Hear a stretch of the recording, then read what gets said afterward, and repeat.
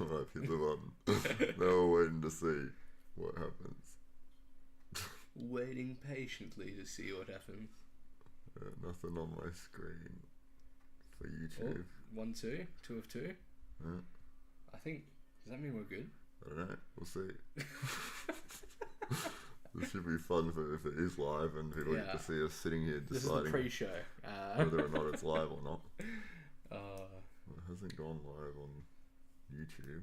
It's okay. It's probably waiting for the stream to come in, right? Well, it should be working. I can check it on my phone real quick. This is great. It's not live.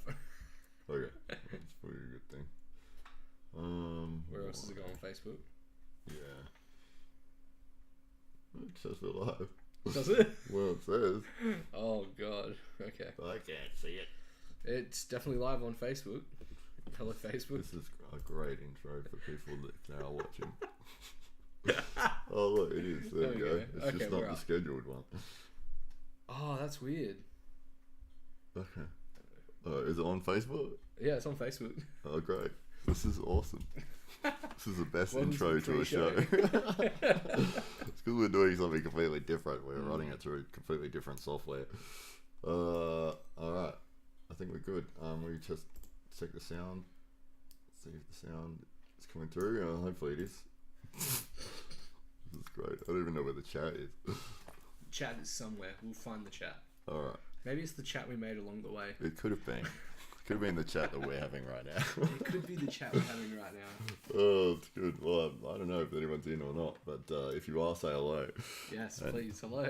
Yeah, so, I don't know. Well, let's do the proper intro. So, welcome, ladies and gentlemen, to the Hollywood Matt Connelly show. With the double biceps, it is in the contract and legal requirement every single time we appear on camera. I'm going to make sure that I can see myself because I want to see my own arm and make sure I did get 2 biceps in that. That's 1, that's 2. I'm seeing 2. Number 2 there. And 1 there. Yeah, the lawyers are going to be very happy. That's right. They are very happy when I do that. Happy. They're very unhappy if I don't, but I've always done it. I've made sure that they do get to see 2 biceps. Because this is live. It is. Apparently. Allegedly. That's right. So we're running through OBS software into Restream software into YouTube into Facebook. So yeah, wow. Yeah, that's why it's layers confusing. And then it's like, which one do we click play on? Which one do we click start streaming? It's like, is it this one? I don't know. We'll see. That was asking me. I haven't done this before. Yeah. Well, I have, but for Twitch, it's a little different. It's always good to ask someone who doesn't know the answer. Especially. Because then they just go, yeah. And if you're right, they're like, yeah. Maybe. And if you're wrong, they're like, yeah. But completely blame free. That's great. Oh, well, there you go, technology. I mean, my screen on here is still saying that it's not live, but I can see that when we followed the link before, it didn't pop up. Yeah, so it popped up. I don't know what's going on. Part of me wants to check. Yes. Anyway, so a big weekend at the SA Titans Arm Wrestling Club. We had 2 big super matches that took place. Massive matches. And one of them was Joel Stretch Hewitt, and he took on the Hitman Tyler Harrison. And what a battle that was. They lined it up previously for some weeks prior, but unfortunately Stretch got sick. I think the day of or the day before. Yeah, literally. Which was quite frustrating. For everyone involved. Obviously, he didn't want to get sick, but both guys are training and peaking for that day, and then to have it sort of pulled away from you at the very last second is a little bit frustrating. So, but he was well enough on Sunday just gone, and they rescheduled for that day, and away they went. And yeah, what a match it was. So it was first to 3 on the right arm. And yes. They didn't do left, did they? They only did the right arm. Just the right, that's right. And what did you think leading into that? Did you have a prediction as to who was going to win that one? I did, actually. So if I think it was episode 8 we're on. Was that when we were on with Grant and Brandon? Sorry, Grant and Brandon. Yeah, I think it was episode 8. I was calling that Stretch would be the favourite. For me, personally, Stretch was the favourite to win that match. And then, we had the massive effort from the Hitman, Tyler, and they gave him a fight. Oh yeah, Yeah. Oh, big time, absolutely. Oh, yeah. Not only a fight, but he ended up, for the spoilers here, but he ended up with the victory, and it was 3-0 as well. Yeah, but it was a hard fought 3-0. Like, we have to really exaggerate that. Like, Joel gave him freaking hell. Absolutely, yeah. I'm not sure if you want me to swear on the podcast or not. Oh, that's fine. Swear as much as you... Fucking hell. It was brutal. It was a crazy war, and you could see the power that was coming through that table from both men was just insane. I was holding it down. I had bolted those nuts down. And then Big Ben had to come in and start pulling the table back. It was still like, and I was like, oh my god, and I felt like it was going to snap in half. Like, that's how much force that was coming through. On the go, when you were watching from afar on the go, what it looked like was they both went, and as they both went, it twisted the table just a little bit. And I reckon that's what's popped it out of the table. Yeah. Out of the floor. Absolutely, yeah. So much power coming through that table. Joel being 150 kilos, which is, 330 pounds. Yeah. And just shy of that, I think, for this match. 140... If I'm correct, about 143, 44 when I checked in with him. Okay. So yeah, it was a little shy of that, but it's still a 40 kilo difference, I think, on Tyler. Yeah. Which is massive. Yeah. It's insane. Absolutely ridiculous. And it's a... Tyler managing to bring the match inside. I know that's where he wanted it to be. He wanted to be in that hook position. Stretch is so good in the top roll. Oh, yeah. His arm is so long and so impossible to match because he's 6'8". Once Stretch is over, he's over. It just comes straight down. Yeah, and good luck trying to slip out of it. You try to get your hand out of there. He just grabs hold of your fingers. Because his hands are massive. Absolutely. The size of my head. Yeah, and so Tyler was able to force in the hook position and then control the surges that Stretch was laying down. And you could see Stretch trying to use his body weight, and he was sort of sitting into the position, but because it was in that horizontal plane that the hook puller wants to get in, he wasn't able to use that arc that is really beneficial for the top roller. He was stuck sort of surging sideways, which is exactly where Tyler... That's where he's strongest, right? Exactly. Yeah, for sure. Yeah, so... But even still, even not being in a great position, you could see the power was coming through, and Tyler was absolutely giving it everything to be able to just hold on. But he was able to hold on and slowly inch his way through, and each round sort of followed the same path. It was like, it was an initial catch that hit, bring it to the horizontal position, and then inch his way through until he could get enough pressure on there and get the press finish. But he went for press finishes on all three of those, didn't he? He did, actually, yeah. Finally, we've got the comments coming up here. So, yeah, as I said, we are running it through a different program, which is making things so awkward. But we've got Brandon Chan in here. He says, "Let's go, King Kyle." How you doing, bud? And evening, gents. And the wrong shrub says Kyle could have taken both of them at the same time. Easy. That's why they gave me two hands. See that? There we go. Yeah, if you could use two hands against them. I could use two hands on the table like this. You'd probably still get beaten. Absolutely. I'd get floored. They're well and truly above me at the club. Yeah, but what a amazing match, and a solid victory for Tyler. I had actually picked Stretch to win that one as well. I think that his high game, his top roll game is just second to none. And yeah, it's like the times that I've been on the table with him trying to do anything up in this area is just impossible. Yeah. And I end up, I have to slip, and then he catches your fingers and pins your fingers, and that's it's like the worst feeling as well. Absolutely. When you get caught just before the end, you're like, I'm almost out, and then just as your fingers are wrenched and grabbed, like, or caught on, it's just locked. It's not very good. I got chubby fingers too. Once you get them, you got them. Like. Absolutely. Well, Daniel Pisano says that Kyle will beat everyone with his left arm. Yes, that's what he reckons. That's the rumor that he's been spreading, and we'll keep perpetuating that rumor. Absolutely, yeah. The man with no name, the man with many nicknames, but none chosen yet. The man with no name. The man with no name, Kyle Davison. That's right. The man with too many names, the man with zero and all of the names at the same time. I think you've watched too much wrestling to the point where you can't make a decision. I can't choose. You're like, oh, there's this and there's this one here, and what about that, and Goldust and Vader and thing. I could be Vader easily. You could be Vader. He was always like one of those guys that was on the edge of, for me, like he was never like a favorite, but he was never like a hero or anything. It was just he was just kind of there. Yeah, definitely a mid-carder or like a what do they call him? A jobber.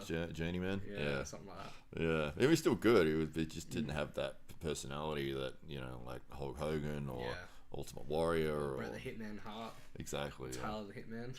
Yeah, that's it. Ricky the Dragon Steamboat. I hate Ricky the Dragon Steamboat. He was not one of my favorites, and I think mainly it was because he was beating up Ric Flair when I watched. Oh yeah. But Ric Flair's the dirtiest player in the game. Well, you got to when you're at his age. He's what, 97 now? Oh god, I don't know. He's How many making retirement matches has he had? Like he's making his 80th comeback. Brandon says that Kyle beat Taron left arm too, and that was the most impressive 3-0 he's ever seen. Allegedly. There's no footage of that. So Nah. I think it accidentally got misplaced. It was deleted, actually. Yeah, I think it was someone left it next to a magnet or something. Yep, that's the one. Yeah, I think it was French. French wiped a magnet across it and destroyed it. French and her magnets. Unbelievable. She just has so many. That's right. Taryn Broad, obviously one of the top under 80 kilo pullers in Australia, and I think he's weighing a bit more than that now. He's probably in the mid 80s. I think last time, I think he got up to 89, and then I think he's dropped down a little bit to like 87 or something like that. But right. I don't know if going under 80 kilos again is in his future, as in something that he's going to be pushing towards.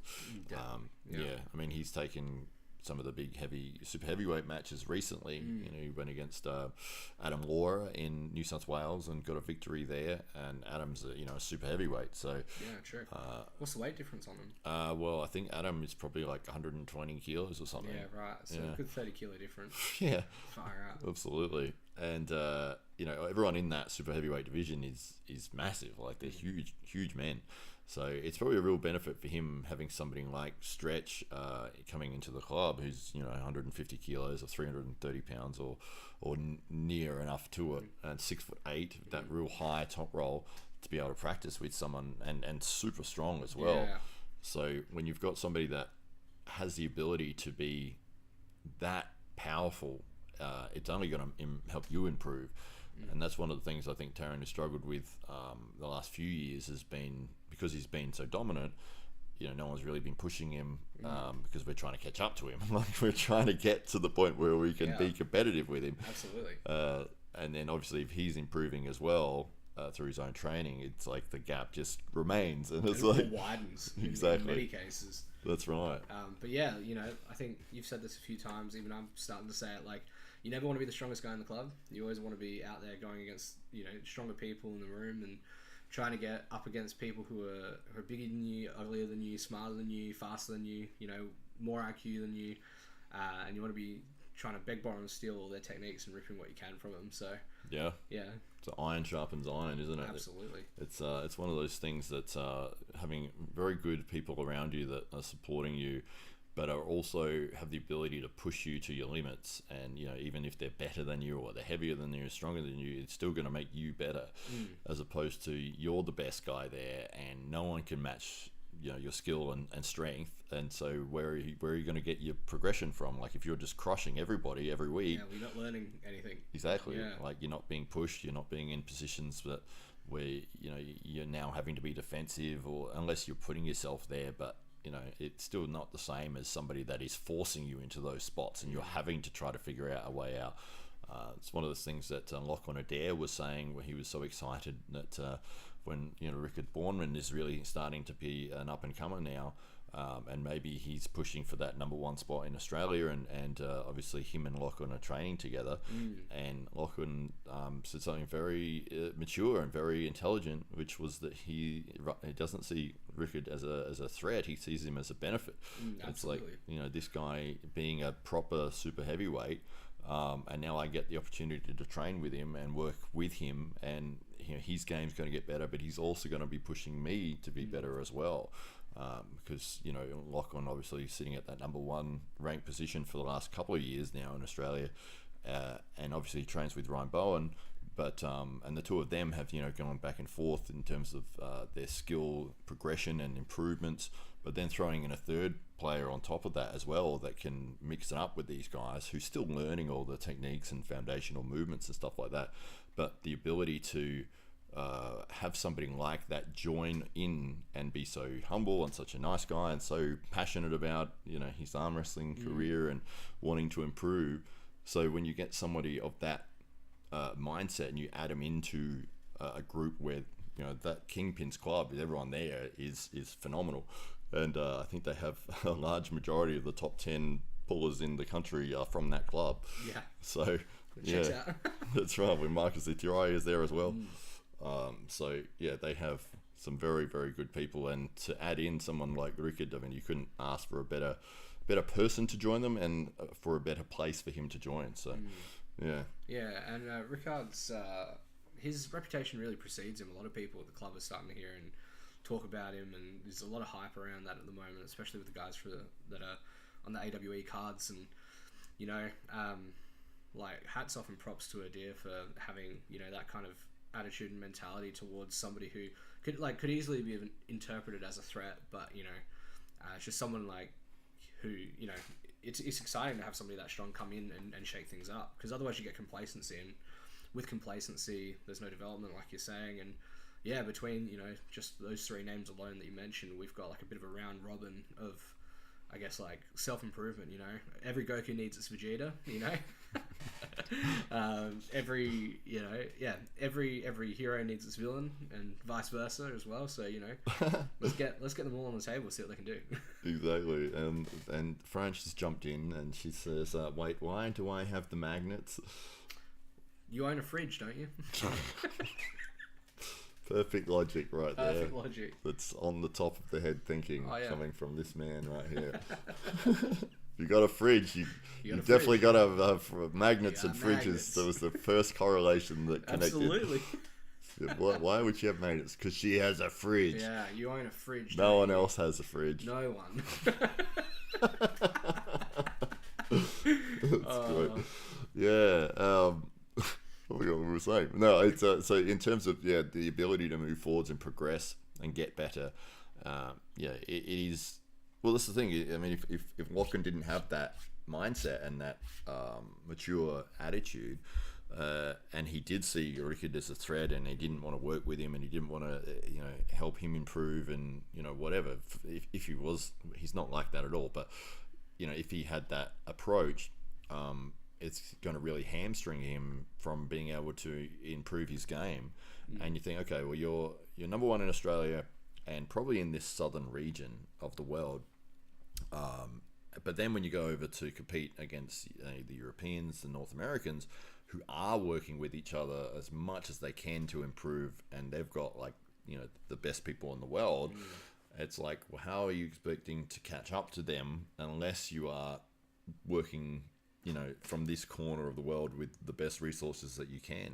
And someone like Rickard is definitely one of those things that you can add into your game that will help you to improve so much. And I mean, he said this is what Lachlan was saying, that he's not really a true super heavyweight. Like, he's like, I shouldn't be in competing in super heavyweights. Like, and when he had lost weight and gone down to, I think, 105 kilos. Yeah, wow. He's like, 105 is where I should be competing. I've only been competing in super heavyweights because, like, I can in this region of the world and be competitive and be dominant. But when I go overseas, like, I should be in the 105 division, like, but I'm competing in the super heavyweight division. So, but Rickard is like a natural, true super heavyweight. I mean, you meet the guy. I mean, he's the same height as me, but like, just the overall thickness everywhere is just different. Dense. Yeah, He's very dense. And like, even just his wrist size is, it's like another third bigger than mine, and just everywhere he just seems incredibly powerful. So, and you go, okay, well, this is what a natural, huge, powerful athlete is like, that will be in the super heavyweight division. Whereas you can have somebody that's in like the 70s or the 80 kilo division that maybe you can beat them because you're heavier and you're stronger, but they are still phenomenal in their division. But when you get somebody that's at that peak in the heavyweights, and it's like, okay, I see where it is now. This is the best of the best of the best right here. And like he says, he's always been jacked. He's always been jacked. jacked. That's right. That is the best. Yeah. Such a good line from. Oh, absolutely. Check out the Always Been Jacked T-shirt on the AWE shop. Exactly right. That's right. And it's so funny that is what we sort of jumped on, because he's not like arrogant in the slightest. No, he's probably so nonchalant about it. He's so nice and friendly and humble, and would never talk trash about his opponent or anything like that. But it's just like, so that's why that line stuck out to us so much, because it was like, what? Hang on. It's a killer line. Yeah. Honestly. I've always been jacked. I've always been jacked. What? Who says that? Roll that back again? Yeah. One more time. But he was being honest, and he has been, so yeah. But apparently his younger brother is very, very good as well. Right. And Rickard said that the last time he went back to South Africa, which was just a few months ago, that his brother was beating him on the table, which is outrageous. Okay. His younger brother. So when are we seeing his debut? Exactly right. I want to see him out. Yeah. We'll have to find out what his name is. But yeah, I think that he is potentially another superstar coming out of South Africa there for arm wrestling. It makes you wonder, Grant Law, what are you doing right now? Are you training right now? All the talent's coming from South Africa. I think it was funny that he said that when he went back there, because I think he'd gone back to visit family or something like that. But he was like, well, if I'm going back to South Africa, I'm going to go check out the arm wrestling club. And I think they had 9 or something in Johannesburg. Yeah, wow. Where he went to, and he picked out, I can't remember, there was three that he went to, but the first one he'd been communicating with the guys from that club, and I think they thought he was like a bit of a big deal. Yeah, I think I remember him saying that before. Didn't they say he was? They had the impression that he was a superstar, like an international super puller or something. Yeah, because they saw the match that he had. Because when we had the AWET series tournament here, his first round on left arm was Ryan Bowen. And so they're seeing footage of him going up against Ryan Bowen, going, oh my God, like, jacked. Wow, yeah. He's always been jacked. He's going against Bowen, like, geez, he must be really good. Yeah. And I think that, they were like, oh, we'll make sure that everyone from the town comes in for you. And I think he was trying to play it down, like, no. Like, don't. I'm very amateur, like, please don't expect me to be good. And I think they thought that he was just being humble. Oh, no. That's a recipe for disaster, That's right. And so when he got there, everyone was excited to get on the table with him until they sort of found out that he wasn't lying. And he wasn't a superstar arm wrestler, but he had said the whole time, "I'm not. It's not me. I'm not a phenomenal arm wrestler." Like, I'm the same thing. Like I say, I'm not. No, you're amazing. number 1 international Australian puller in India. Yeah, that was surreal. Australian champion. Yeah. Well, I'm not. They saw the double bicep pump and they're like, that guy probably has 6 belts. Like 1 for each arm, 1 for each leg. So good. But yeah, it's funny walking into a room and there's 800 people going crazy, which was amazing. And I'm filming Ryan walking in because it's like I'm there as the hanger-oner, like I'm the tag-along kind of thing. Yeah. But because I had a match scheduled as well, like everyone, I don't know, thought that I was as good as he was or on the same level. Like, I'm friends with him and we have a business and I'm here to, I'm supporting him and I have my own match. That's right. But we walked in and the announcer up the front has introduced us as the Australian champions. Ryan Bowen and Matt Connelly, and I was like, I'm not a champion. But they had like billboards on the walls of our faces and stuff. That's incredible, really. Yes. Wow. Yeah. Okay. And then, they've given us the microphone when we got up the front. Say something. It's like, okay, hello, everybody. No, I did the double biceps. Yeah, you did. Yeah, I talked about India and how big of a following they have for arm wrestling, which is... Yeah, Prepanj is massive over there at the moment. It's massive. Everything for... And it's just growing. It's just getting bigger. It's insane. The viewership for Indian for any videos around the world, social media wise, the amount of people that are watching from India is like you can combine the next 20 countries. So India's number one. You could add all 20 countries beneath them, and they still wouldn't even meet a quarter of what India is. So yeah, the viewership is enormous. Damn. Sam Wells says, give Kyle a monster hat and some drywall and his power will go up by 44%. It will. It's happened before. I put the cap on, then I spin it backwards. Oh, do you have the toothpick as well? I do. Yeah. I do, just like Stallone. Yeah, nice. Well, my favourite thing in that film, the over-the-top movie, was that he had, you know, the weight stack in his truck, and he's driving along doing this. But I always say, well, brilliant. what about his left arm though? No, that's the one that operates the lawn.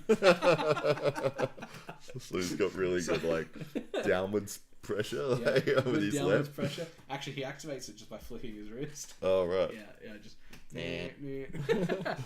We've got a hello here, or just a hi from Facebook. Great to see you in here. I can't read your name, unfortunately. It's in a different language. It's popping up as.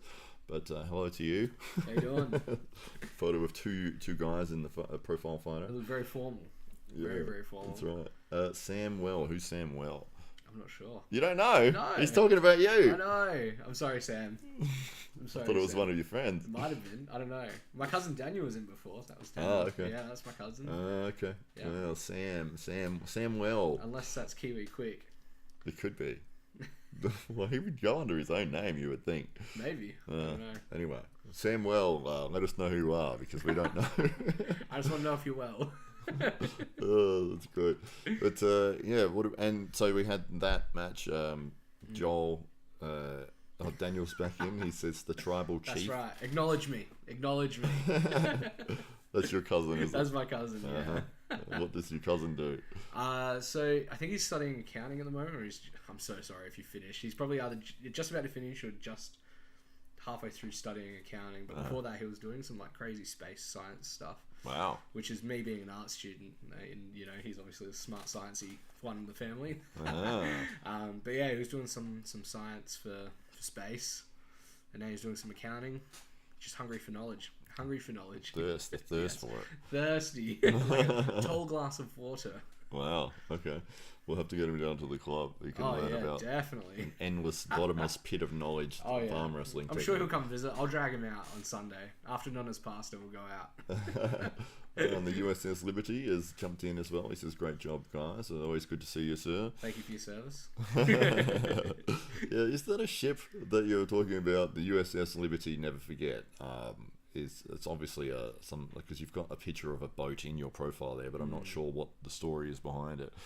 But It's a beautiful ship. it is. It's American ship. American ship. It's a beautiful ship. You don't see American ships. 4 years ago, you saw American ships.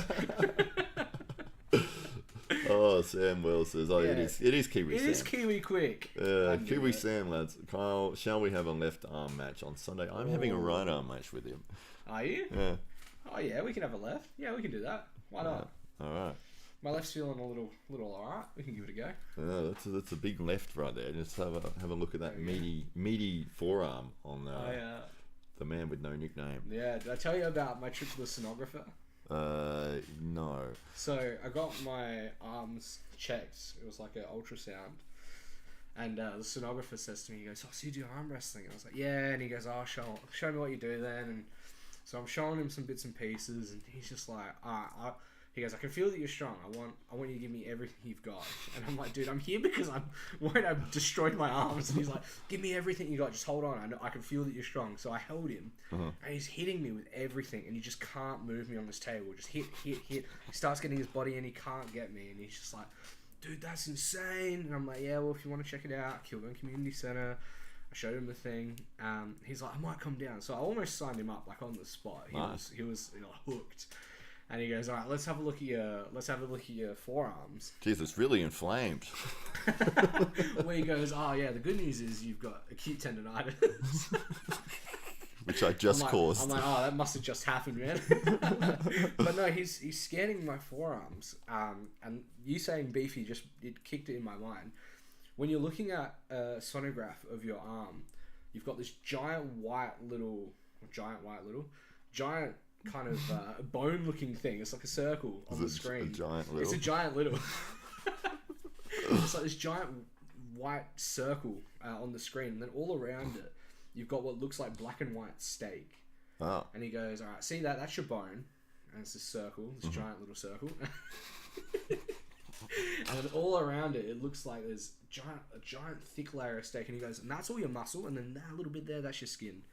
And I was like, "Whoa!" And when you look into it, it looks like steak. All right. So it's literally beef. Yeah. There you go. What was the purpose of that story? You said there was beef, and I've got beefy forearms. That's a classic Kyle segue. I thought it was coming to a point. Nah, Kiwi Quick, you want a match? You're coming up against the double steaks right there. There you go. You pay $60 for that meal. We went all through the giant little circle. The giant little circle. It was a journey. The sonographers, and it was like there was no catharsis at the end. I almost got him to sign. I almost got him down there. Okay. He was ready. He was ready to come to the club. He's like, "I'll see you there." I'm like, "Okay." I'll see you there. Said so many people who've never turned up. I've got 60 people who will see me there next week. Yeah, exactly. Yeah. It's funny doing the gym demos, and the people that get very into it are very excited, and they want to know all the info, and you give them all, "Yep, cool, this Sunday, yep, and then they ain't there. I'll see you there. Siren, French McGee says that ADHD has struck again. It did. I gave it a platform. It took it off into a different direction. It's true. No, I want everyone to know I've got steaks for forearms. You ever been like you start going on a tangent and halfway through you realize this story has it's not a funny story, and you're trying to back out of it but you can't. I was in too deep. But I think Sam eats beef, so we've got a good match. Okay. I reckon. Yeah. I don't know. Are you vegetarian, Sam? Well, Sam just wants to get on the rankings and off the bottom. I mean, fair enough. Sam's a strong dude. He is. He's a very strong I'm expecting wrestler. to learn a lot on the table and go down a rank or two, that's for sure. Yeah, well, that's the thing is I had to put him in at the very bottom of the ladder only because he hasn't had a win yet. But, oh, yeah. As soon as he gets a win, he's going to be up at least the upper middle of that card very, very soon. Yeah, absolutely. Very, very soon. I think I originally said I'd probably stick him in around 20 or something, but then I've readjusted the rankings, so he's probably around 15 or something like that. Yeah, that checks out. Well, sounds like he needs to have a match with Grant Law. Grant Law, The Law. Sam says that arm wrestling sounds awesome. I can't wait to not turn up. You wouldn't be the only one. Oh no. We're just lucky that people do turn up every week, and that we end up having a great session, and we've had more and more people coming along every week for the last maybe 6 months. It's really starting to pick up. Yeah, I think it was about probably 6 or 12 months ago. I mean, past 2 weeks exempt, but like 6 or 12 months ago, you'd be able to get in on any table. There's always a table free, but now there's 2 to 3 to 4 even people sometimes just waiting next to a table just to jump in. It's gotten pretty popular down at Kilburn. Yeah, it's amazing. It's going really well. It's such a cool thing to see that there's more and more people trying it out and new people coming along every week. We had a new person there again on Sunday, and yes, we'll see how it plays out and whether they come back. And that's what I'm always trying to do on that first night is just make sure they have a good time. And that they feel welcome, and everyone is like, because everyone there is nice and friendly, and it's like as long as you come in and have fun, and it's like, well, that was fun. You walk away going, yeah, my arms are sore, but it was a good time, and maybe that's something I'd like to go and try again. Yeah, definitely. As opposed to, I don't know, there's probably so many other combat sports out there where you go and you get absolutely crushed, and you're like, well, I guess I'm never doing that again. Yeah, it was like my time with boxing. I spent the first week or so really enjoying the drills, and then by the second or third week, I just had people like laying into me for like I was a dummy really. And you look at the guys that are running it, you go, hey, what's going on? Like, let's talk about discipline. Like, I can't defend myself. I'm building these skills, and they go, what are you gonna do about it? Sometimes it's very trial by fire, and our club is very, very friendly and open and tries to make sure everyone learns the techniques before jumping in on a table, just full send, So, no, that's definitely the polar difference with the club. Very, very open. Yeah, absolutely. The same with MMA.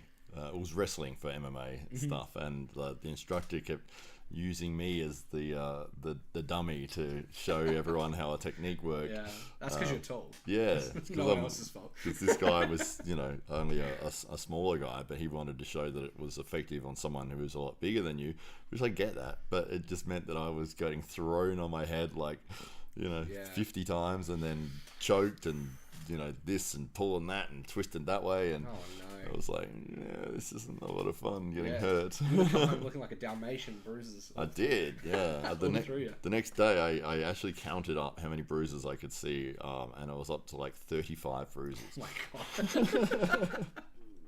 Oh wow. Sam says that me and Grant can have a match on his birthday. I'm sure he'd like that. Yeah, I think that is this Sunday. So it is this Sunday. Yeah, and also today. Tomorrow. It's also World Sepsis Day yesterday. So was it? It's unfortunate that it was Grant's birthday yesterday as well. Well, look, sometimes you win some, you lose some. Exactly right. So we had the match with Joel and Tyler, the Hitman and Stretch, and we also, before that, we had, was it before or after? After. It was after, yeah. It was after that we had the Commander, Connor, hold back. And he did not hold back. He didn't. Wow, what a match. That's right, and he went against Sal, and it was Sal's first match, so what an impressive showing he had. This was an absolute war. Definitely. It went down to the wire. It was 2-2, first to 3, and they put, both guys gave it absolutely everything they had, and it ended up being a 3-2 victory for the Commander. But what an absolute war. Commander using all his tricks and knowledge, and you could see that Sal was probably the stronger man in terms of like his just overall power, but it just the ability to negate all of those powerful positions that Connor is such a master at, and on that first pull, the scream that Connor let out to because he was using so much just to get positioning. He was just trying to get positioning, and he almost got pinned, but he managed to sort of get into a spot where it wasn't a King's move, but it was similar to that. Yeah, he kind of drops down. I don't know. Connor does his own kind of King's move where he kind of drops down, but he's still quite tall up with his forearm, and he kind of stretches out. It's almost a King's move, and somehow he comes back up and he pulls everything into the table and then gets the pin. So he's got his own King's move, King Connor's move. That's right. Well, yeah, what an impressive showing it was from both guys. Each round went for like 30 plus seconds. Apart from one of them, Sal got a quick pin on. Flash pin. Yeah, I think it was round 2. Yeah. Round 2. But Ben made a really interesting point, and he said every time the buckle was on someone's hand, that person was losing. And I reckon it's an observation, but I don't know if it's necessarily a strategic one. I think it was a bit of a coincidence, but it did seem that whenever the strap buckle was on somebody's hand, they were losing that round for that match. So it was very interesting to see how kind of strap science plays into the matches. And I was going to see if I can add in the video of that match, because I can normally do it through the other streaming thing that we got, but this one is different, so I'll have to do it this way. But Siren says that's because the strap sucks. Well, the strap's an inanimate object. I've never seen a strap suck, but perhaps a vacuum. The vacuum cleaner does suck. The vacuum cleaner blows as well. Media source. Let's see if we can get a local file in here, because I'd love to sort of break down the match a little bit, but that's the one there. That was like Grant, wasn't it? And restart when playground. Yeah. Show nothing. Okay. Show that. Okay. That should be fine. Morgan. Go! Yeah! Yeah! Oh, you're so strong. Yeah! Oh, you're so strong. It's awesome. Keep on going. Keep on going. Get that right. Get the wrist. That's good. It's good. Media might be really loud. I'll turn that down. Yeah. So There's that There flash was pin. the flash pin, as you said. Yeah. Incredibly speedy and smart on Sal's end. And this is kind of sort of kicking his wrist back a little bit, isn't he? Yeah. He's sort of giving up. Kind of relies on his body weight a little bit there. Sal trying to pronate through, but he needs to sort of push forwards with his elbow, get his forearm higher, and come over the top of Connor's hand. Definitely, he's trying to utilize that drag because Sal's got a pretty decent drag on him. Absolutely, yeah. So this is, obviously his first match, and this is what's good about having matches like this, is that you don't know what you don't know, and you might be like, why couldn't I get through there? And the reason was the height difference that you were employing, and everything is very horizontal. There he was is. able to get the drag through on that. Just. Yep, very close. Snuck that right in on the front there. And this last one here, I think that he was very, very close to getting the pin. I was looking at it. So close. It was right down there at the eye line, but he was millimeters away from getting the pin. Wasn't able to do it. Again, you see how the match is going very horizontal whenever Sal adds pressure. He needs to push forwards with his arm instead of dragging back. You can kind of see he's trying to get his arm up, but I reckon just Connor's pronation is just going straight through him there. Yeah, so Connor's wrist is keeping him in this match, and he's able to get the dominant position over Sal. And the reason that Sal is unable to sort of progress from his movement there, and then Connor's going to come up, get the press victory. Look at him, he's got that cheeky little smile on him. Very Very, very cheeky.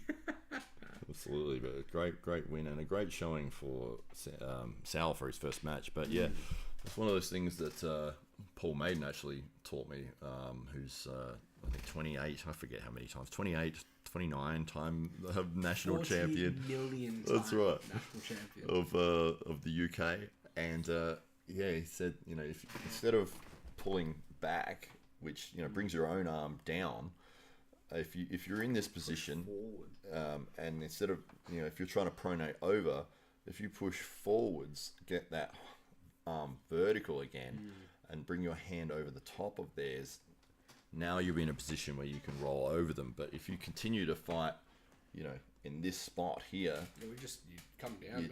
You're trying to pronate through their whole body and their whole frame. Whereas if you push forwards, I'm trying to get my arm so you can see it, forwards here. Now you can see my forearm has gone from sort of an angle there to vertical. And as soon as it's vertical, and now I can get my hand over the top of the other person's hand, and their fingers are just going to collapse behind you. And that's the perfect position for a top roll. Exactly. Which I think Sal prefers in most cases as a top roll. Yeah. From memory. But as we said, you don't know what you don't know, and then when you go back and see matches like this, and you can analyze, it's like, why didn't it work for me? What was it that wasn't allowing me to get position? And in that, it was, that was the reason. Connor was able to keep his frame against you and keep his wrist position, because you were sort of staying with him in the horizontal plane instead of trying to work back to the vertical plane. Yeah, and Connor's very strong on that horizontal as well. That's why he drops into that Connor's move, not the King's move, Connor's move. He gets there and he's like, that's fine, I can sit here all day, and all he's going to do is try and get those little inches in, inch by inch, get that new position in, and then boom, it's game over. And you can see that as well in the clip. When he finally gets him into almost a press, he's just got this big smile on his face. He knows, that's where I feel strong, I can sit here all day again. Here, that's his favourite spots, and then just went for it, But definitely a reoccurring theme of the night was even like with Joel with Stretch, a lot of the handwork we're kind of like down here, right? So we're going for low-handed attacks when our opponents are either strong in the low hand or they're stronger in their top roll and their overhand. So I think it was for both men. I went up to them and was like, guys, you got to get this up because we're starting here. And this, we're here at that point, right? You can't top roll really from here. You're going to have to get knuckles up as high as you can to get over the top of your opponent. So, definitely, I mean, it's one of those things, like, unless you're in the match, and you don't know what you know. So, like, when you're in that match and you're in that situation, trying to make those calls, it's hard. And sometimes you can't quite see what you're lining up, or, it feels really strong. Maybe your opponent's giving you a little bit less tension than the last round, and you go, yep, I'm feeling strong here, and then boom, you're baited into it. So sometimes these things just happen. That's right. Well, here's the match with Stretch and Hitman. Yeah. And instantly, you can already see that he stretches in more of a hook position in this. Yeah, so see how horizontal the match is here. Now, if Stretch came forwards, again, if he came forwards, got his arm more vertical, then he would be in a position he could roll over Hitman's wrist. But, he's so separated from his shoulder in this position, and it's really his arm strength that's keeping him in the match here. And he's got a strong arm. Like, I've trained with Joel, I mean, in arm wrestling, but also in strength training, and, like, Joel's got a massive bicep. He's very, very strong on that arm. Mm-hmm. So, he's pretty confident with that arm, but I reckon with just a little bit more towering over the top of his opponent, he would have got the pin on Hitman. Absolutely. So here he's in a better position. He is coming back up with his body and trying to utilize his body weight.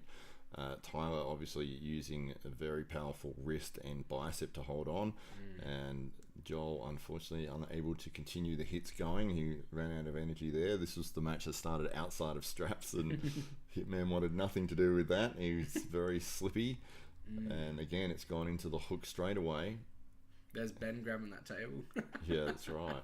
And that's how much force was behind them. We were popping screws. But have a look how close Tyler's shoulder is to his hand compared to where Joel's is. So every time Joel drops, his body drops, but his hand doesn't come with him. Shoulder. The hand stays where it is, and he's gassed out at that point. It is one of those things. If you're not connected with your hand, your hand's going to stay where it is. Your body can do whatever it likes. Your hand's got to go with it. Absolutely. So, and even if your opponent's got a strong wrist, hand, and they're doing all the work and they're very connected on the table, you can pull your hand as much as you want. That thing ain't going with you. So sometimes you just got to call it. If your arm's not moving with you and you've made that first hit and your shoulder kind of separates from it, you got to kind of make that call early and kind of come in, get your frame involved, and then go again and try just a slightly different approach. Yeah, that's right. And obviously this is watching it after the match and not being awesome. Yeah, that's right. You can watch it in slow-mo and be like, this is what you should have done. Micro movement. I would have moved like that in that frame. Yeah. But when you're in the moment and in the match, it's like you're just trying to hold on, or you're just giving it everything, and the logic of technique is just not coming into play. No, definitely not. So, and sometimes it's you've got all eyes on you, and you've got the camera pointed at you, and the microphone's sitting here, and all of a sudden you're very aware of what's going on around you. And coming from someone who's in front of the camera, behind the camera, sometimes when those things happen, they can kind of add to that psyche and add another layer of distraction. So it doesn't really matter necessarily how well you've prepared or how well you know your opponent. Sometimes you can just subconsciously or otherwise get a little psyched out by what's going on. So but look, Joel fought bloody tooth and nail against the Hitman, against Tyler there, and he did a damn good job. He should be very proud of the effort and achievement that he got on that night. Yeah, for sure. Well, that's it. I mean, he was basically just arm wrestling with just his arm, and he managed to almost win. So he did a very good job. I think if it was able to go anywhere but the hook, it would have been his match all over. Day and night. If he hit that top roll, I reckon day and night difference right there. Yeah, that's one of those things that if you have the ability to get into your position, like if your game is hooking and you can get there, like it's like, all right, we're here. I know I'm good, and I know they're not good. Like they're a top roller and they're in a hook with me. This is not going to be good for them. Once you're in that deep hook, there's not really anywhere you can go, right? Like I was actually training that with is it the engineer Matt? Matt goes by the engineer. Yeah. I was training that with the engineer Matt, and he's he's got you in that deep hook. The second you're in that hook, becomes a lat drag match. Fires all your lats. That's the competition then at that point, and like Joel's got a really strong bicep. I don't know how strong his lat pull is, but at the end of the day, whoever's more connected, whoever's more comfortable in that position, it's definitely going to have the advantage. So yeah, I don't think the lat drag would have really come into play for Stretch in the position he was in, because his elbow was right at the end of the pad. So high up. Yeah, he was so horizontal. His elbow's right at the end of the pad.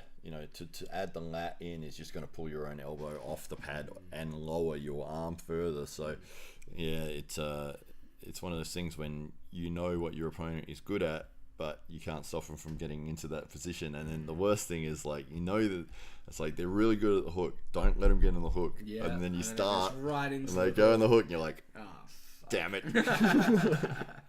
Well, we're here, so I guess we're gonna see what's gonna happen. Yeah. And, it's there's two positions that I reckon are pretty damn hard to get out of, and that's a press and a hook. The top row you got the slip, but when you're in the strap, you're pretty locked in. But regardless of strap or otherwise, that hook and in that press as well, it's just the two techniques that once you're in deep, and your opponent's good at it, and they know what they're doing, it's pretty hard to pull out of a technique like that. Yeah, absolutely. Yeah, the fun thing for me is, when you catch somebody in that press and they give it everything and you're able to hold it, and then you see them like, oh, like I'm screwed now. Like I don't know what else I can do, and they try to drop try to drop to a top roll or something, and it's like, like if you can catch their if you're holding that, and you just sit there until you're ready to come back. Such a fun thing to do.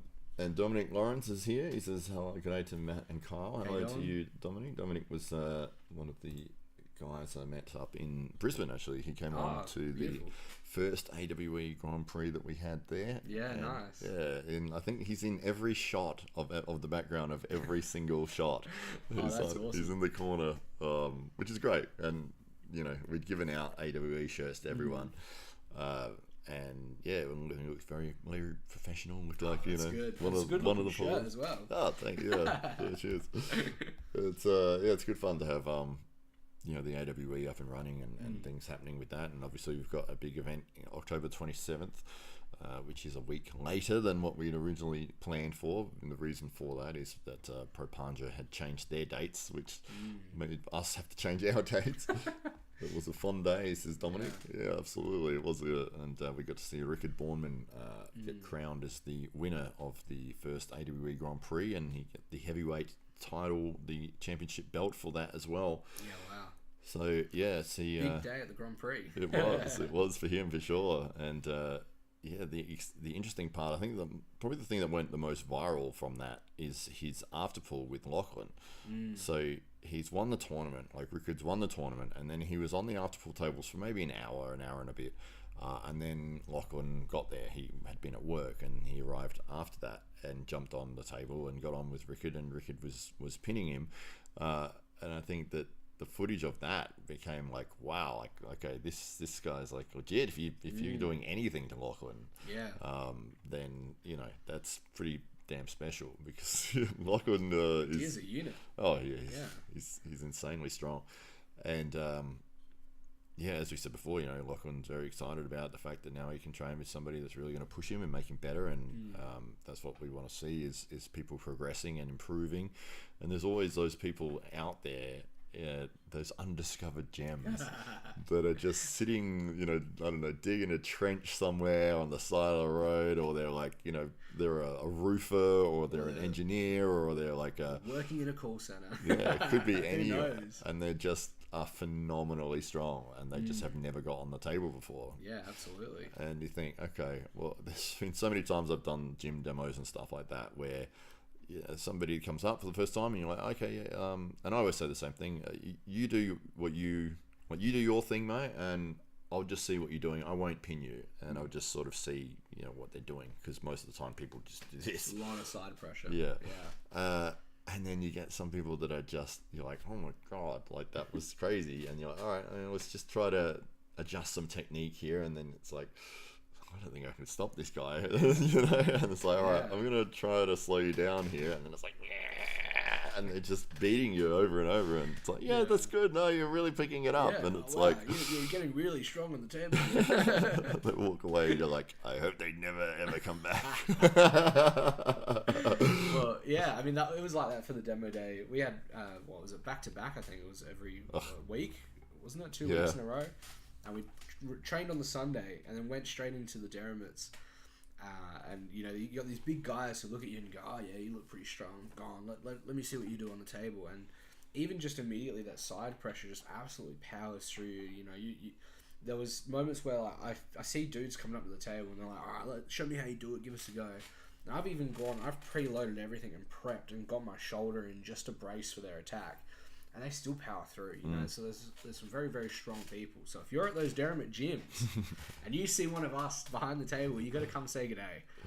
Yeah, for sure. That's what the last few that we've done have been very different to the early ones that I've done just by myself. I think that it shows the growth of the sport and that people are now becoming more aware of arm wrestling around the world, because people are coming up saying, oh, I've been watching on YouTube, or I know about Devin Larratt, or I know about Michael Todd or John Brzezinski, or some of the absolute elite guys. Even the arm wrestling whisperer, gets or schoolboy. We get a lot of schoolboy. I hear a lot of schoolboy. And slap fighting. I don't know why. Yeah, people ask me all the time, what would you prefer? Somebody ripping open your arm or getting slapped, like for slap fighting? And I went, definitely the arm. Yeah. I'd hate to be smacked in the I don't face. know why people. I think maybe it just pissed me off. Yeah, I think there's a very slight correlation in terms of the visual aspect. They're standing at a table slapping each other. We're standing at a table arm wrestling. Yeah.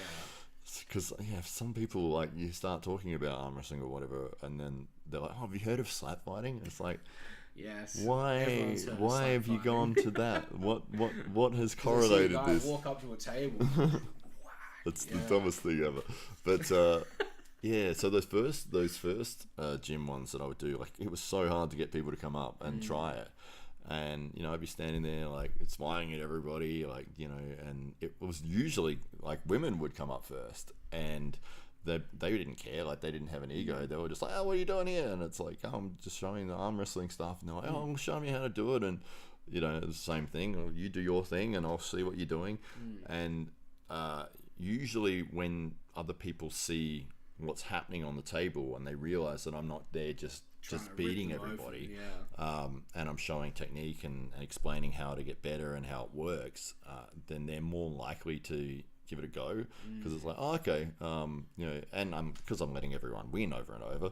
It's like, oh, it mustn't be too bad. Yeah, it's like, all right, well, he's not going to deliberately beat me. And you do get some people that are like, you let them pin you a few times, and they're like, "Oh, can you see if you can pin me?" Yeah,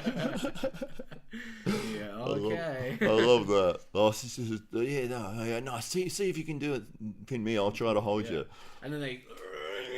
But you see them like getting this, and you're like, all right. And I always count it in so they know when it's coming. And I'm like, all right. So 1, 2, 3, and then I'll just, I'll flex my wrist and just roll through, and they're like, no! They're like, oh. And it's so funny because, you're watching them and they're slowly holding on, and they're just like, and they're freaking out because they're like, it's everything that they've got without the technique. So they're just basically into a bicep curl, and they're trying to bicep curl your entire body weight as you're dropping to the floor. Yeah, it's pretty just much. Not possible. No, exactly, yeah. Especially this range here. I've recently learned that my range from here to here is incredibly weak, but then my range from here to here is incredibly strong. Okay. So when you're out this far, it's almost, you kind of just give it, right? So anything past that 90-degree angle is just pop open. And unless you're training for that, or to be training for that, it just happens. So. It is one of my favourite things when people say that. Like, we'll see if you could pin me. I'm all right. Okay. If you want, are you sure? I will count it in, and I'll do it slowly so that. Just do it, mate. Just give me everything. Like, give me 100%. Yeah, you don't want that. You don't want me to do that. But when you're sort of explaining, like, letting them pin as they're getting the idea of the technique, and then it's like, all right, well, I'll make it a little bit harder for you. I'm going to slow you down a little bit, and then I'll explain, because I'm showing the top roll always. It's probably the easiest thing to cover all the fundamental movements. It's probably the safest in terms of anything. It's also the fastest to flick out of if you're in trouble. So. Yeah, but I think it just covers a lot of fundamentals. Plus, it's what I do, so it's like I have a better understanding of the movements and how to get people to do it in a stronger way. But yeah, it's like, once they sort of start grasping the technique, it's like, all right, and so I say, well, this is what I would do to defend against what you're doing. And so they may be taking you down, and then it's like you just pronate out of their hand, and it's like you pull them out of their spot, and they're like, oh, and it's like, well, that's what you're doing to me. You're pronating me towards the pin pad, and I'm just doing the same thing, like bringing you back towards this way. So, and then I get them to, like, I take them near the pin pad, and I say, no, you do the same to me, like you pronate out through this way. Rip me open that way. And as I get close to that, and I'll do it to you, and we sort of, work around in a circle kind of thing. So they get the idea as to, okay, so they're going to defend with pronation, and I need to, I was saying, you've got to clamp your fingers really hard to stop them from getting Something out of I that. definitely learned this week. Yeah, I think it was like three or four people, maybe it's been 6 people in the past few weeks. You're not holding on. I'm like, yeah, that's because if I'm top rolling, I want to slip out if I'm in trouble. Like, no, you need to hold on. I'm like, oh, really? I could have sworn I got told to be loose grip. No, hold on. And I'm like, all right, sure. So now I'm holding on with everything. They're like, that feels stronger. Wow. Where'd all that strength come from? And I'm like, I just turned that on. Yes. Yeah. Well, if you're only holding on with this an index finger and a thumb compared to your entire four fingers and you the lose thumb. on half that forearm, right? Yeah, that's right. And there is logic in not holding on, and usually that means if you're outside of straps and you've lost your hand position and you're heading towards the pin pad, get out of there. Yeah, because otherwise, if you just hold on to them, they're going to pin you. Yeah. Because Unless you're in the straps, then you're screwed. Yeah, that's right. That's right. But hopefully, it's sort of a get out of jail free card in a way where, if you've gone on the start, you've lost your wrist, everything's going the wrong way for you. It's like, oh no. But then you manage to get out of there. It's like, all right, well, I get another chance to get this right in the strap setup. And yeah, a lot of people obviously favour the strap, for lots of different reasons. But yeah, I guess having the ability to slip out and get another go at it is very favourable, which is why we've brought in the, if you were about to lose and you've slipped. Like if it's a deliberate slip, then it's a loss. So one of the champions of the strap, the Siren, French McGee, loves the strap. She does. Oh, she's a big strap fan. Massive strap fan. Dominic asks how long Kyle has been pulling for. Oh wow, I think it's been about 12 months. I want to say. Yeah, I would say about 12. Could almost arguably be 14 months, but there was that first month or two where I just kind of went once or twice, and then I'd say probably more consistently about 12 months. And you're still finding your feet in terms of technique, like where you're strongest. And yeah, well, I'm loving the top roll. The top roll's feeling really connected at the moment, and probably one of my better techniques, but I've been adapting and kind of digging into the hook a bit more, because I really want to get that chop and my supination just a bit more trained. So pronation for me at the moment, I think is a spot where a lot of people catch me out. So I'm just trying to get a bit of a backup plan in that supination. And when I first started training and trialing it with you, I think like instinctively I went for the press. So I'm kind of thinking, well, if I can get the hook in, I could probably turn that into a press and get my body weight on top of that. So just trying to find these new avenues, but definitely sitting at home in the top roll, but trying to find a home in the hook and press. So your your ace move is going to be your top roll. I reckon, yeah. Well, that's where I'm strongest, but again, being one of like the shorter armed and probably the more vertically challenged members of the club, I do have to look for those inside lanes, just because like me trying to top roll stretch would be damn near impossible. I'd almost be a fool. Possible for me. Yeah. I'm almost the same height. I'd be a damn fool to try and top roll Joel. So, I reckon if I can get into a bit of a hook, then that's just going to give me a little bit more comfort in such a short span. So, yeah, trying to find a home in multiple avenues and multiple lanes. Okay. Yeah. The press is something I still haven't mastered, and offensively hooking is still not great for me. Great defensively, but offense is just not, and the press is just laughably weak. Well, I think you taught me probably one of the coolest versions of a press. I guess a hook press. And that was, kind of getting into that position and then being able to wrench your body across and then just give that little bit extra.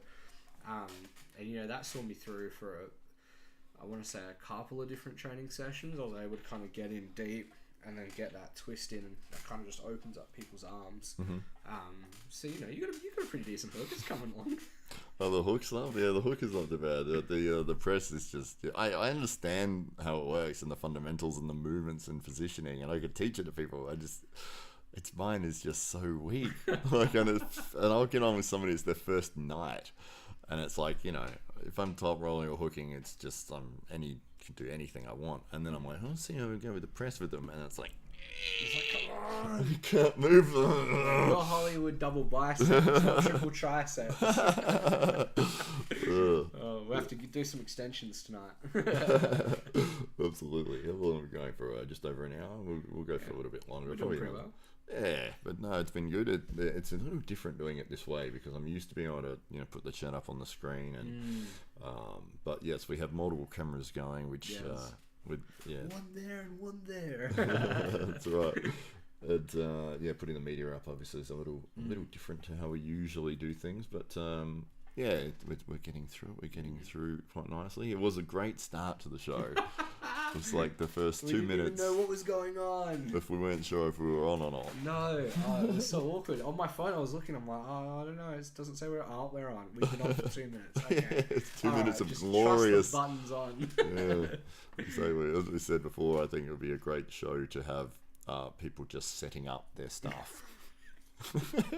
Yes, the pre-podcast podcast. Yeah, it would be interesting. Like people trying to figure out why the hell their headphones won't work, or like why halfway through the show this cut out, or. And you know what? It'd be so easy to do. All you got to do is set just your phone up, just one of these on a tripod, to the side of you whilst you're figuring out your main setup. And you can live stream that to easily Facebook at the very least. So yes, what a show! I'm seeing the cogs turning. I'm feeling the move. It's one of those $1 million ideas if anyone steals that out there, you owe me. We did it first. That's it. And so you've got potential matchup with Kiwi Sam on Sunday. Kiwi Quick. If I win, we call you Kiwi Quick. I'm not gonna win. But if I win, we call you Kiwi Quick. What are we gonna call you if he wins? Oh, I don't know. We still haven't come up with a nickname. If anyone's got any good nicknames for Kyle in the chat, please let us know. Let me hear them. All ears. We've come up with a couple. We've gone with King Kyle to start with, which I don't know why I just chose that. It just seemed to work. And it's the 2 Ks. Yeah. It's the k sound. Yeah, it's the Kissing Kings. Kissing Kings. The Brokeback Kings. I don't mind the variation The King. Right. It kind of reminds me of Triple H, and this is the problem. Everything comes back to wrestling for me. I love wrestling. I mean, you're Hollywood Matt Connelly. Yeah. After the very infamous Hollywood Hulk Hogan. That's right. That's right. But yeah, I don't know. I was looking at. I don't mind The King. King's pretty good. I think it was yourself and Franch might have suggested the director. Yeah. In the past, I don't know how I feel about that one. I'm trying to make it grow on me, but I can't find it. It suits because of the work that you do with film, but it doesn't have a punch to it like a nickname would, you know. Yeah, because like the director of what? You know? Director of interpretive dance. The director of operations and finance. Exactly, human resources. Yeah. But it is hard to come up with it, especially for yourself. And you know, the last thing you want to do. I remember when I was coming up with nicknames for everyone at the club, and when I was trying to pick one for myself, I was doing the same thing. I was going through lists and lists of just nicknames of UFC fighters, of wrestlers, of everybody and anybody, and it's like, you don't want to call yourself something like awesome because it doesn't sound. You got to live up to it. Yeah, right? Exactly. And I mean, you always grow into a name, but. Yeah, well, if you're like, oh, I'm the axe murderer, you know, or I'm the murder face, or I'm that American Psycho guy. Yeah, I'm What's the his assassin. Name? Patrick Bateman. Yeah, that's right. Yeah, the American Psycho. Well, that was one of. Psycho. It's like, yeah, but aren't you? You're Australian. Bugger, mate. Like. Yeah, that's right. Dominic says, "Hey, I know it's a long way for you, but the ACT titles are on the 21st of September. I invite." All of you SA Titans. Ooh, that's a big invite. Well, thank you very much, Dominic. There's like 30 to 40 of us. That's a whole airline. I know there's a few of the guys that are going over for the Nationals in November. But yeah, 21st of September. I don't think anyone's going from our club to ACT, but we'll have to chuck it in the chat. Yeah. See if anyone's going. It's always good to have these tournaments around the country, and people can jump into them. You know, with the amateur side of things and get into the sport with a tournament and get things happening. So, yeah, that would be good. Absolutely. I mean, if it happens yearly, that gives me a year to prep for ACT next year. Right, it does. So if it's happening yearly, you might just see me there, Dom. Yeah, I don't know how many people, if it would be like a really big show in the ACT. I mean, they're fairly close, obviously, to New South Wales, but whether or not all those guys travel down for it, I don't know. But yeah, Queensland definitely has the biggest population of arm wrestlers, really, for sure. Okay. Yeah, I think they, in terms of just that state, I think there's 8 clubs. Wow. Yeah. All right. And then the majority of the rest of the states, it's 1 club. So. Yeah, that's true. But I think New South Wales is up to 3, Okay. and then they've got was it Newcastle? Or the ACT obviously has their own thing going there. The Canberra club. Yeah. Actually, I think I got a Facebook friend request from those guys. Yeah, some good guys that run that. They're nice people. Yeah, Victoria obviously has House of Pain. They've probably got another one I'm not thinking of. Yeah, Silverbacks. I don't know if that's the same club or not, but obviously we've got SA Titans in South Australia and Western Australia. I think they've got there's probably a couple there, but I'm not sure what the names of them are. But so the Milkman obviously trains there. Whether or not he's still training with a club, I'm not sure. But he was the former #1 Australian national champion for. There you go. Yeah, and he's still a relevant entity in arm wrestling for sure. And Kyle Howarth as well. He's one of the best guys in the country in his weight division. Comes with the name, really. Yeah. Victoria is growing in clubs. Yeah, I know the House of Pain, and I'm pretty sure there's another one. I just can't think of what the name of it is. Rickard came last year to the ACT. That's amazing. That's awesome. Yeah. Red Cap Man says there was a wrestler called Mike Awesome. He was massive. Mike Awesome. Okay. Do you remember him? No idea. Wow. Was that WWEF? Was that around that era? Somewhere there? But was he a wrestler as in or like an arm wrestler or a like an MMA like actual amateur wrestling? Yeah, amateur wrestling. Because have you heard of that Russian I don't know why they call it amateur wrestling. It's just wrestling. But to me, it's professional wrestling. If you're really looking at it, the techniques that are used in amateur wrestling are the more professional versions of what you get in professional wrestling. It's kind of ironic. Well, pro wrestling is your WWE, isn't it? Which is it's a show. But the amateur wrestling. What was his name? Alexander something or another. He was a Russian dude, and he was like destroyed everyone for decades, and he was an absolute monster. Karelin, I think. Sure it wasn't Vodkanov? Vodkanov. But after he retired, he got like a seat in Parliament, and oh wow, okay. Yeah, it was a big deal. He runs an annual tournament under his name, and everything. Right. Okay, that's really cool. He was an absolute monster, and he would just get guys. So it was like the Olympic style wrestling. So I'm not exactly sure how it works, but I think somebody starts in a kneeling position, somebody starts next to them, and most people, because you get a point if you grab hold of someone and roll them over, I believe. And what Karelin would do, because the defense, if somebody's got hold of you, is to try to flatten yourself out so that you're as heavy as you can be, and so you don't get flipped over. But he just used to like wrap his arms and lift them off the floor and like suplex them. That's strength, that is, because that's not an easy move to pull off with just a dead fish, Yeah. Like in professional wrestling, they make that look easy, but it's a lot of jumping and flipping each other over. Yeah, and yourself over, really. It's a lot of cooperation. So that's right. They're both supporting each other for the move, whereas not an easy feat. Exactly. Yeah, this is the complete opposite, where they're trying not to be thrown desperately. Please don't throw me. And he's like, I don't care, you're getting thrown no matter what. Yeah, the amount of endurance that would take is insane. Yeah, absolutely. It's so good when you see these other sports that pop up and you see these absolute monsters in them, and it's like, I've never heard of this guy. Why have I never heard of this guy? He should be on the news or something.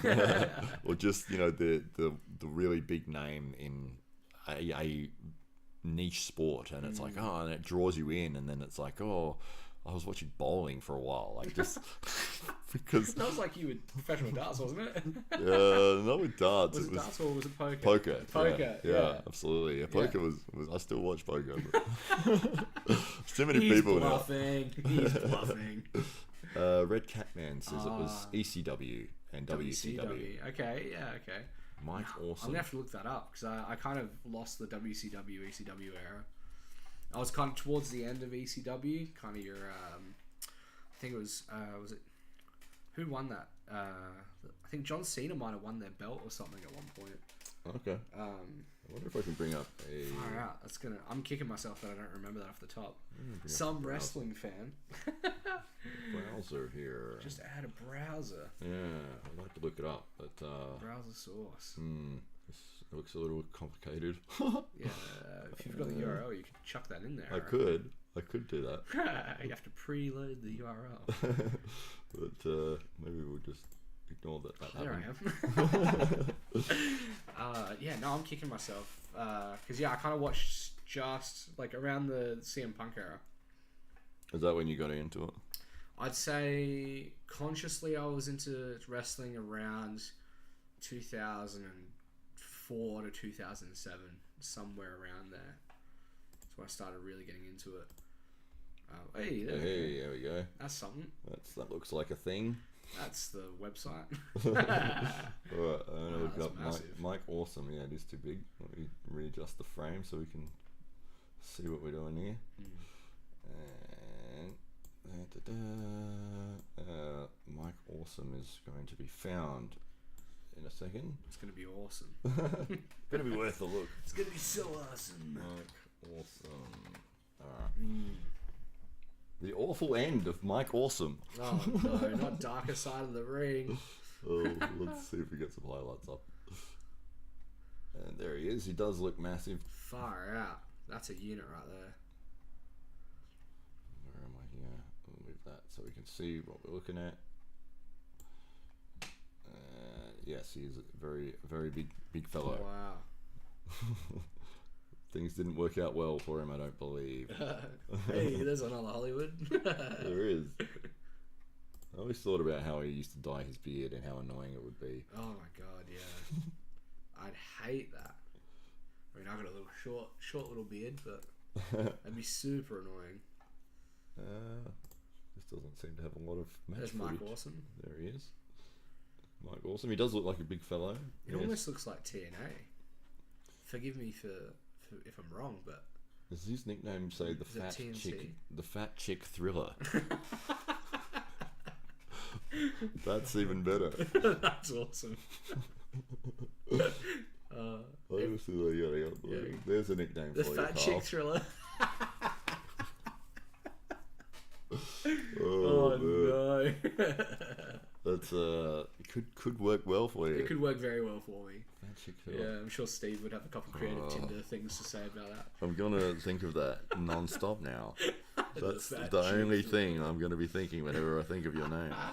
It's crazy because that sounds like something Vince McMahon would actually make somebody do as well. Like knowing just how stupid some of the crap was that he came up with. Yes, you're gonna go out. You're gonna be the fat chick thriller. That's what you're gonna be. Don't you come back until you win me a belt. It's like I'm the what? The what? You're Sorry. the fat chick thriller. I'm thrilling to fat You're chicks. gonna be thrilling to fat chicks everywhere. Fat women everywhere are gonna love you. It's our lowest demographic on television. But am I still Mike Awesome, or You're am I? very awesome. You're Mike Awesome, the fat chick thriller. Oh. You're gonna thrill the fat women, and they're gonna love me and make me money. That's how he talked too. You know, there was an interview with Paul Heyman just after he acquired, I think it was ECW, and he goes, "Oh, you know, Vince, we haven't gone through any of the material tonight. You know, I'm going to be cutting a promo on you. Do you want me to run through anything with you before you go on?" And he goes, "Nope, that's fine, Paul. You do whatever you want." And he goes, "Are you sure? Because I'm going to be saying some like really real things. I'm going to be cutting you up." And he looked him dead in the eye. Vince McMahon looks Paul Heyman dead in the eye, and he goes, "Just go out there and make me money. Print me money. Yeah. If it's going to make me money, make it happen." And he cut one of the rawest promos, basically giving him the middle finger about him buying like ECW. Oh right. Yeah, it's a full-on promo. I'll have to show you when we're off stream, but like he like rips him to shreds, and Vince just stands there and he says nothing. He just takes it. All right. on television, just getting absolutely berated, and he's just like, cool. And then they went out the back, and he was like, "Are you mad?" And he's like, "No, that was great. Thanks. You made me money." Oh, nice. So yeah, that was his attitude. Yeah, he's a very clever businessman. Absolutely. Yeah. Fat chick thriller. Fat chick thriller. That's amazing. Red Capman says, I think he was 6'6" and 292 pounds. Wow. Okay. Which is About the calculation. 135 kilos. What's your guess? 135. 135 is my guess. I'm gonna guess. Was it 300 pounds? I'm gonna say 134. What did you say? I think I said 135, didn't I? I don't know. I'll go 134. 292 divided by 2.2. 132. Ah, you're closest. Yes. We were pretty close though. Yeah, but Surprise. somebody was closer. Somebody was definitely close. Somebody was. And that's why they call you Hollywood and me Hollywood B. That's why they call you the fat chick thriller. Fat chick, you're gonna make me a lot of money. The fat chick thriller. But I'm not gonna be honest, not think that now. Why would his name be Mike Awesome, but then also the fat chick thriller? He's already got a nickname. I don't know what his gimmick was. Maybe he brought bigger women onto the stage and danced with them. I don't know. I really We'll have to don't. find it out. I thought you were the big wrestling fan. Yeah, apparently not for the fat chick thriller. I just have a total block. I was not the target audience. Brock Lesnar, give me the beast incarnate. Yes, yeah, massive guy. Yeah, give me that guy every day of the week. I know stuff about him. Oh, very good. Well, where did Brock Lesnar grow up? Oh, don't do me like that. Oh, no. I didn't say I know everything about him. Oh, Don't play it back. Was it Minnesota? I think it was Minnesota. He grew up on a farm. I know that much. He used to invent his own weight training. Mm-hmm. So he had all these home gym weighted machines, and it got to the point where he was maxing them out, literally throwing the weight around, and he was inventing things with pulleys and like pulley systems with giant tractor tires and just throwing all that stuff around. So he threw around a lot of farm equipment to get his size. And I think he was 22 when he won the WWE Championship, making him the youngest, at the time, the youngest champion in WWE history. Wow. And I think that overtook, was it Randy Orton at 24? Okay. Maybe. I think, yeah. I'm trying to remember. Vince got pissed off at a wrestler, and he put, I'm pretty sure he booked Brock Lesnar. Chat, correct me if I'm wrong, but he booked Brock Lesnar to remove that title, that bragging right from the wrestler as punishment. Wow. By booking him as the youngest WWE champion at the time in 2002. There you go. Yeah, brutal stuff. Another example of Vince McMahon. That doco comes out actually on the 25th. I'm very excited for that. Yeah? Yeah, 25th or the 22nd. Right. Is it going to be on his network? No. It's going to be on Netflix. It's a Netflix documentary. But the WWE Network, I think, dissolved quite a few years ago now. Really? Yeah, so it dissolved. I think what happened was it either dissolved into, or they made a contract with, I think it was Hulu, and now Binge has the rights here in Australia for it. Okay. So they get the pay-per-views and all that. Whereas before, I could subscribe to the WWE Network and get it at the same time as the US would. All right. Yeah. There you go. I used to be an avid WWE Network fan. But it's all over now. It's all over now. My bank account's very happy about that. How much was a pay-per-view? Well, I think you could pay the monthly membership, and it worked out $15 a month. That's pretty good. It's nothing. Like, compared to what they used to be, early 2000s, I think you were paying $60 to $80 for the pay-per-view. Yeah. So, $15 is nothing. Yeah. How dare you stop the WWE Network? I single-handedly destroyed the WWE Network. Oh, that's great. Unlike the fat chick thriller, who's still at large. He's still out there, thrilling fat chicks. He will never stop. He will never stop thrilling fat chicks. That's right. The thrill that they get from Mike Awesome. It's so awesome But and if overwhelming. it would sort of be a good and a bad feeling at the same time, though. Like if you did get a thrill Yeah. when Mike came in the room, Would you you'd feel be like, guilty? oh no, am I a fat chick? I think a lot of very skinny women were very confused at the time. I think I've become a fat chick. So how fat do you have to be thrilled by Mike Awesome? I think it's more of a state of mind.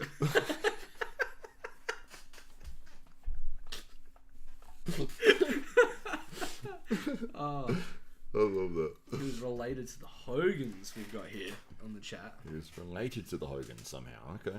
Yeah. Did he marry one of Hogan's fat chicks?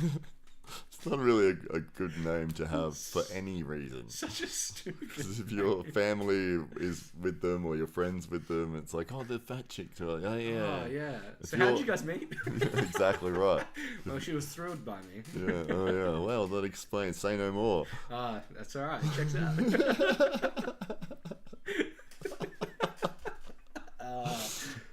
How do you get away with that? How do you get away with a name like that? I love it. That's your new nickname, by the way. No. Oh, well, I'm gonna have to look at now some ECW, WCW wrestlers. You've opened up a whole new avenue for me. Have you heard about New Jack? I have not heard about New Jack. New Jack was a wrestler in, I don't know if it was like the ECW era or something, but it was that real extreme time when they were having, you know, those barbed wire matches and the light bulb matches. Yeah, and, right. Okay. but he basically tried to kill another wrestler.